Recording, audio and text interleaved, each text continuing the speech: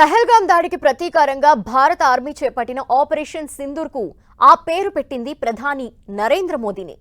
April 22న Pahalgam దాడితో రగిలిపోయారు Modi.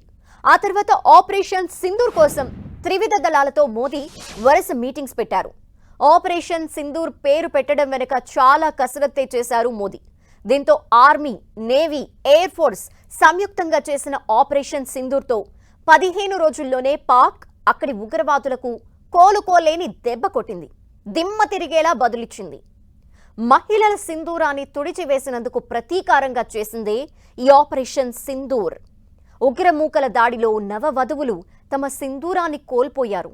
భర్తలని కోల్పోయిన మహిళల ప్రతీకారానికి చిహ్నం ఈ ఆపరేషన్ సింధూర్. ఏప్రిల్ 22న పహల్గాంలో ఉగ్రదాడి జరిగింది. సరిగ్గా 15 రోజుల్లోనే గురి చూసి చెప్పి మరీ దెబ్బ కొట్టారు మోదీ. యోధులకు వీరతిలకం దిద్దుతామని సంకేతంతో ఆపరేషన్ సింధూర్ పేరు పెట్టి త్రివిధ దళాలతో చర్చించారు. తమతో పెట్టుకుంటే పాక్కి పుట్టగతులుండవని చాటి చెప్పేలా ఈ ఆపరేషన్ సింధూర్ పేరుతో అటాక్స్ చేసింది Bharat.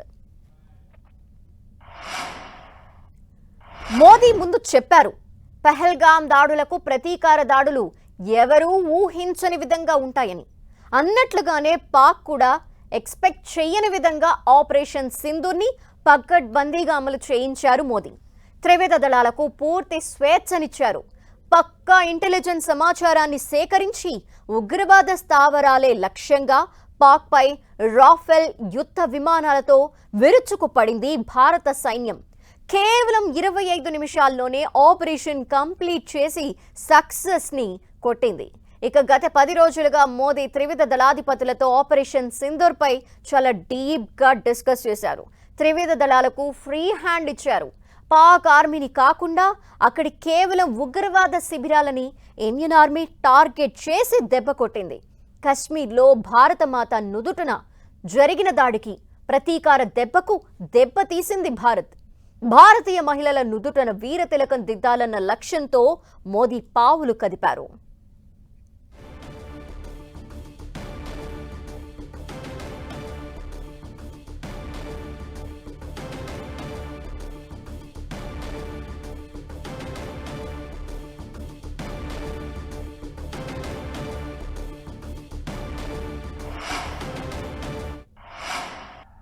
I say to the whole world, India will identify, track and punish every terrorist and their backers. अब आतंकियों की बची खुची जमीन को भी मिट्टी में मिलाने का समय आ गया है.